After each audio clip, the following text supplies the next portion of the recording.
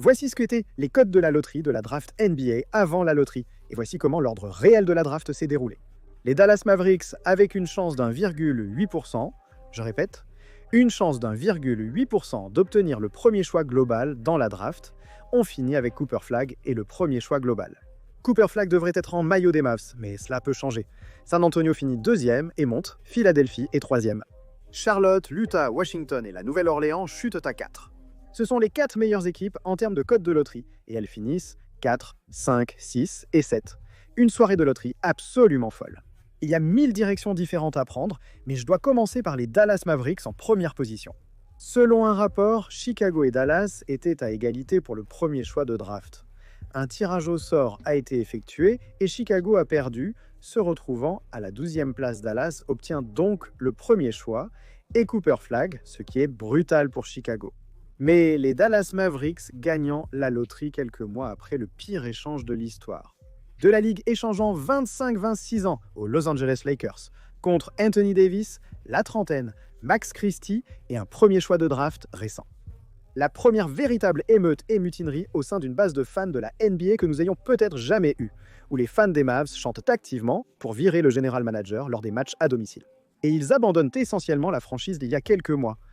S'il y avait un seul fan des Mavs qui était, genre vous savez quoi.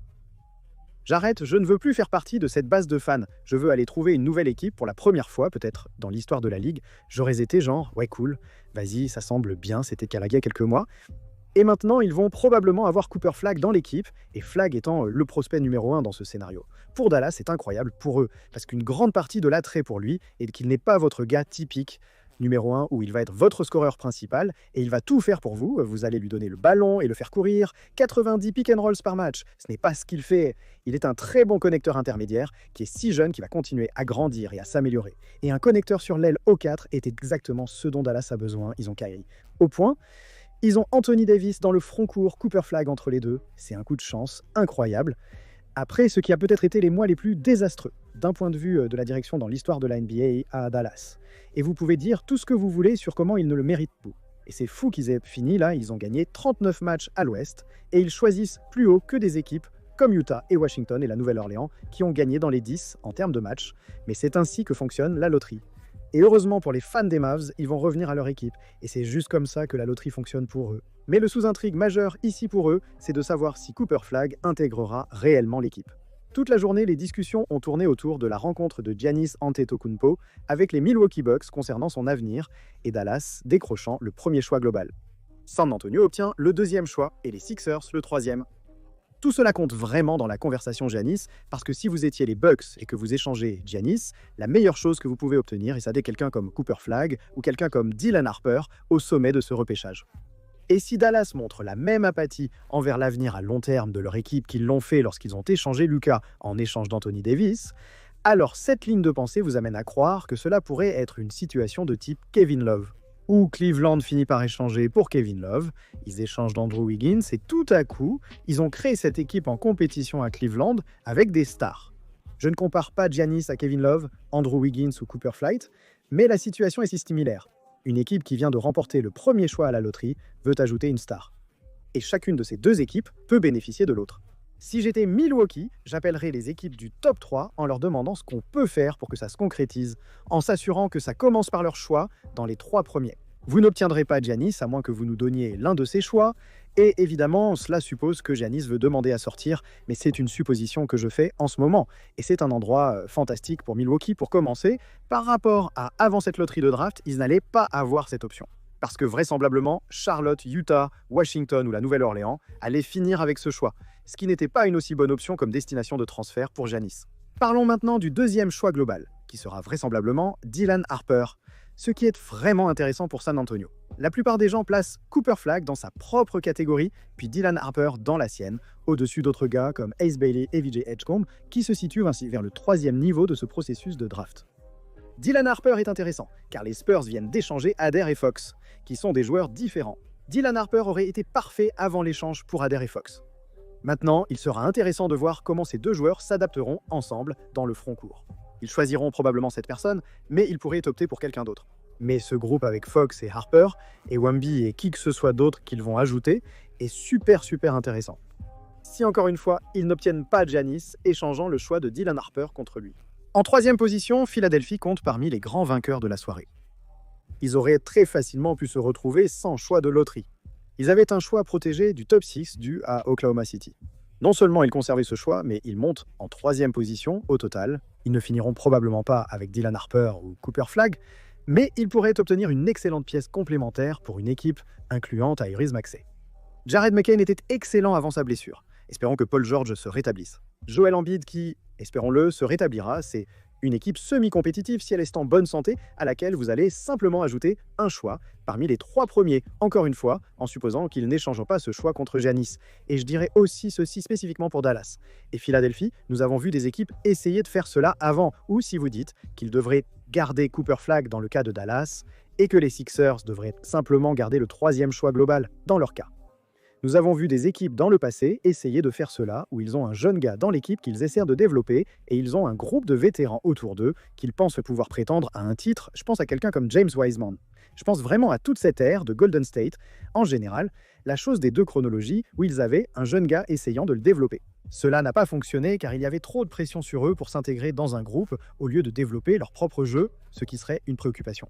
Ce n'est pas autant une préoccupation pour une équipe comme Dallas, parce que je pense que Cooper Flagg est simplement un si bon prospect et est un prospect si polyvalent. Mais pour une équipe comme Philadelphie, je pense qu'ils exploreraient vraiment la possibilité d'échanger le 3e choix global. Simplement, à cause de l'endroit où se trouve leur équipe, où se trouve leur chronologie avec quelqu'un comme Joel Embiid, et comment dans le passé nous avons vu cela impacter potentiellement négativement le développement de certains prospects. Il y a même une possibilité ici pour Philadelphie où vous pourriez me convaincre qu'ils gardent le choix.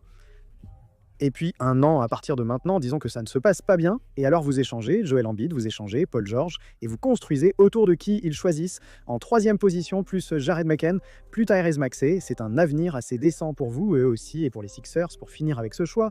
Il va y avoir beaucoup de conversations sur comment les Mavs ont été sauvés par la loterie.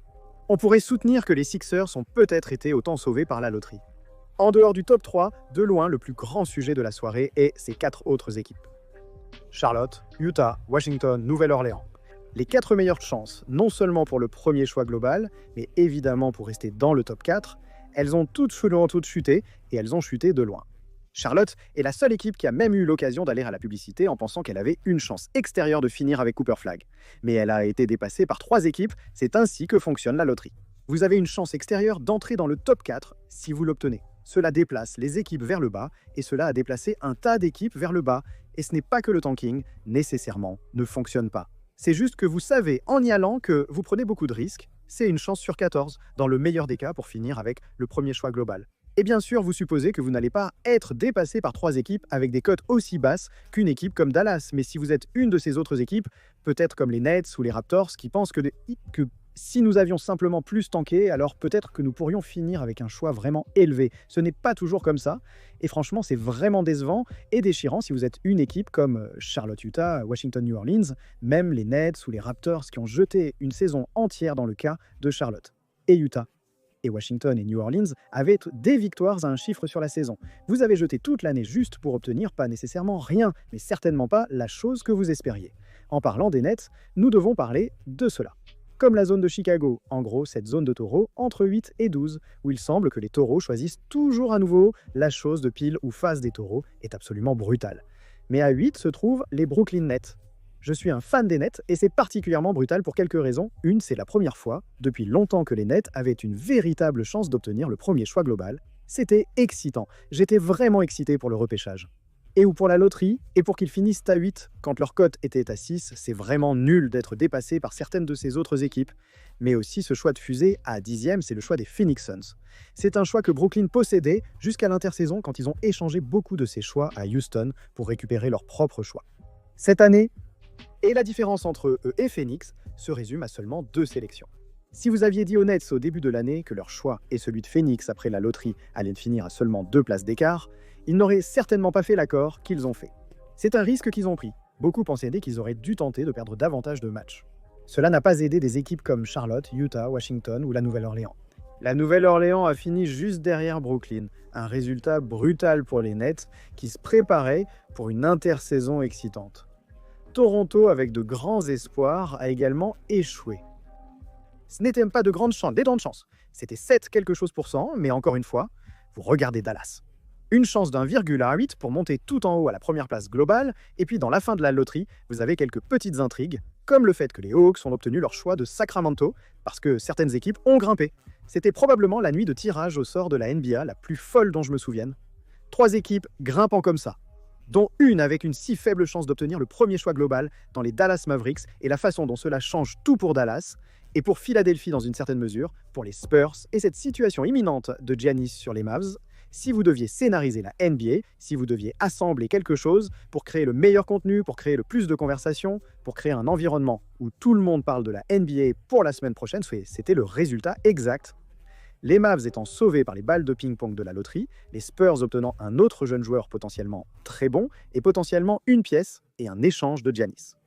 Les Sixers ajoutant un choix parmi les 3 premiers à un groupe de vétérans qui semble être potentiellement un prétendant la saison prochaine, toutes ces choses se déroulant à la place de Charlotte, ou Utah, ou Washington la Nouvelle-Orléans, obtenant le premier choix, ou ces 4 équipes se retrouvant avec juste les 4 premiers choix du repêchage, un enchaînement d'événements incroyables qui a mené au résultat final du tableau et des cotes. Ce soir, nous avons assisté à un événement d'une improbabilité digne d'une loterie.